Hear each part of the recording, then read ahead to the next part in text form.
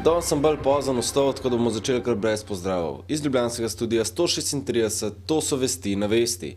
Premier Borut Pahor se je sestal s predsedniki in predsednico parlamentarnih strank, kjer so pretresli najnovejšo različico predloga komisarja Rehna o slovensko-hrvaškem sporu. Strankarski vrh sodelujočih je tako prišel do sklepa, da bo vse skupaj izpadlo malo balkansko, če od mize odidemo prvi. Pa smo še zmeraj na Balkanu, ne? Balkanci, seveda. Tudi po tem sestanku, ki je bil seveda strankarski vrh, vladi sporočilo z njega in vlada bo to sporočilo posredovala naprej ustreznim institucijam v Evropski uniji, poskušamo nadaljevati ta proces. Ogroziv je preveč sadov, prosim. Predsednik kot vedno ostaja neomajen. Denis pa si je spet privoščil pravico do zadnjega vprašanja. Poglejmo. Vi zdaj danes grozite v bistvu Hrvaški skupaj s temi besedami, da lahko pride do referenduma, da ne bo dvotretjinske večine in da se naj Hrvaška zaveda, da Slovenija misli zelo resno. In tudi Evropska unija, ne? Vedno sem da brez vašega zadnjega vprašanja, moram, ampak... Logično, sledi še odgovor Pahorja. Vse, kar se dogaja, je potrebno videti v luči dejstva, da bo ob koncu pogajanj, tudi če bi prišlo do rešitve prejudicov in do deblokade, na koncu z dvotretjinsko večino mora državni zbor odločiti o vstopu Hrvaške v Evropsko unijo. In da bi bil očitek takrat slovenski politiki, da se ni prizadevala v tem času rešiti tega ključnega vprašanja. Tega očitka zdaj ni mogoče dajati. Še več. Jaz mislim, da smo za vsebino popravljenega predloga komisarja Rehna prišli zelo blizu tistega, kar bi jaz osebno razumel kot zelo pošteno rešitev za arbitražni tribunal, ki bi potem seveda dal sodbo glede tega vprašanja.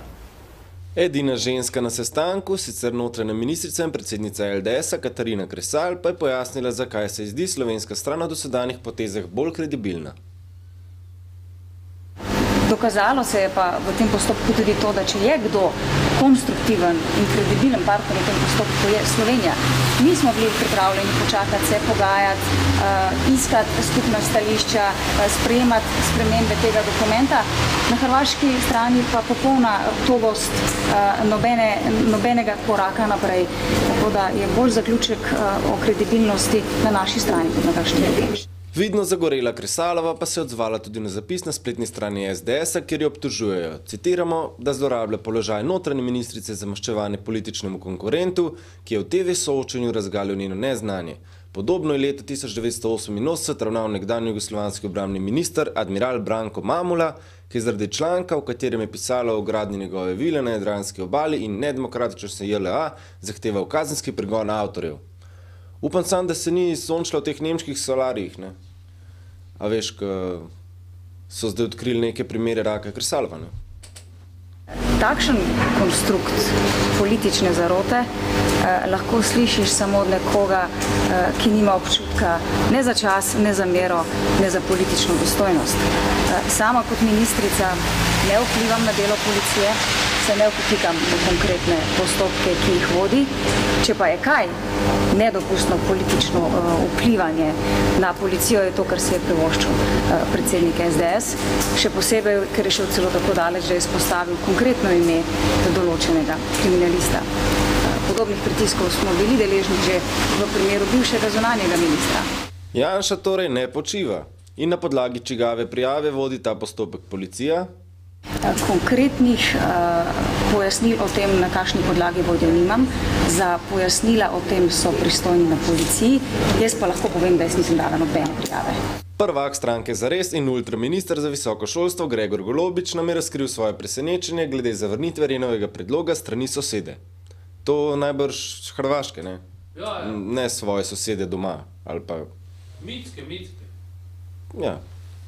Preseneča me, da je Hrvaška zavrnila predlog, ki pravzaprav odgovarja na njene dolgoletne zahteve potem, da se problem določitve meje, ki ga državi nista mogla rešiti bilateralno, In to predvsem zato ne, ker Hrvaška pravzaprav ni zmogla sprocesirati dogovora Drnovšek-Račan, ki je kvalitetno reševal to vprašanje, da zdaj očitno se ne strinja niti s tem, da bi se reševalo pred tretjim, in to z uporabo mednarodnega prava, med drugim pred arbitražo, in to me čudi pravzaprav. Poleg ultradeleža pa Golobič poseduje tudi zemljišče na obali.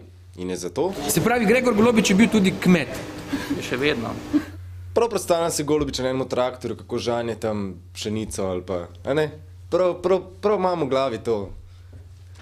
Dajmo naprej. Svojo o zavzlanih odnosih s sosedo je predstavil tudi minister za okolje in predsednik Desusa Karel Erjavec. Hrvaška je pač naredila ta vozel, zavezala ta vozel, zdaj ga pa ne odveže. Dveže ga pa lahko na takšen način, da sporne zemljevide iz pogajalskih dokumentov umakne. Nima pa minister, katerega posebej ljubi še tistih nekaj zdravih zasavcev, svoje najljubše med novinarkami. A lahko še eno vprašanje, gospod minister, katera izmed teh dveh novinark vam je bolj pri srcu?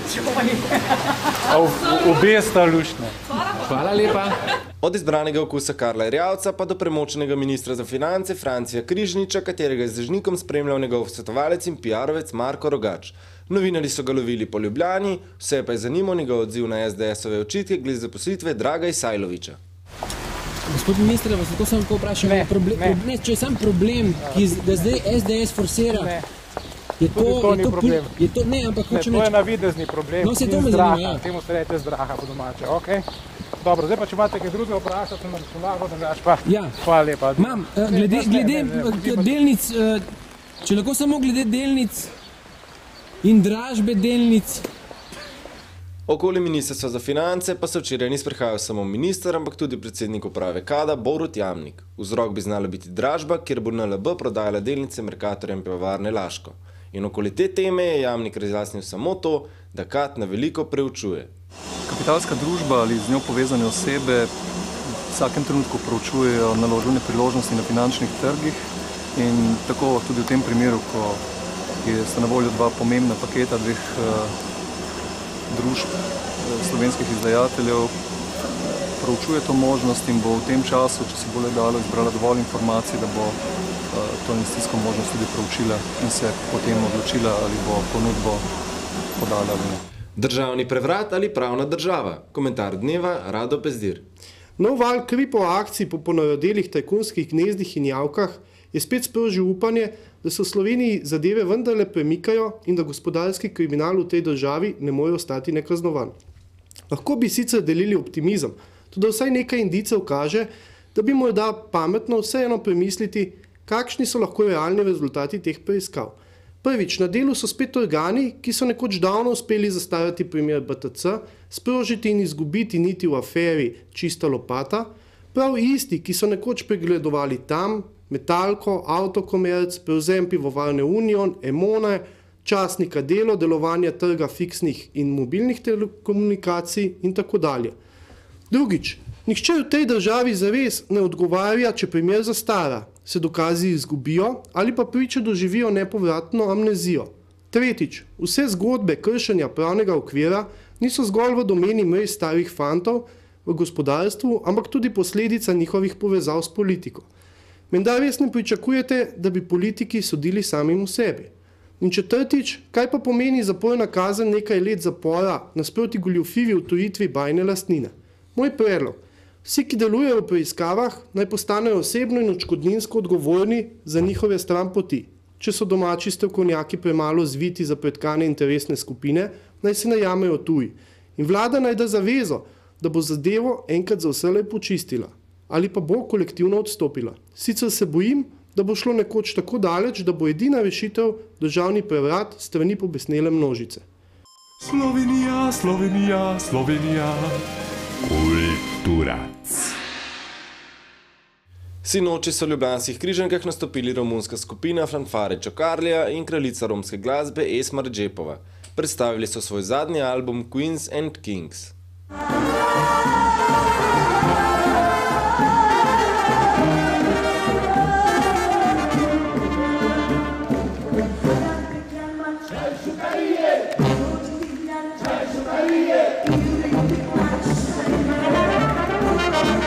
Danes ob 20. se bo v gledališču za otroke in mlade Ljubljana v prostorih kulturnega društva Španski borci zgodil tradicionalni vsakoletni flamenko večer. Člani plesno-kulturnega društva Flamenko, ki deluje pod vodstvom Ane Pandur, bodo v 2 delih predstavili svoje delo.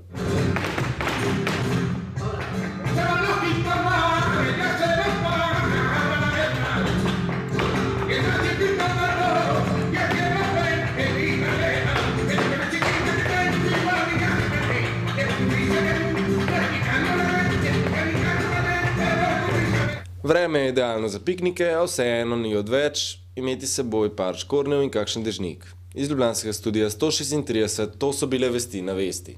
Lepo se imejte.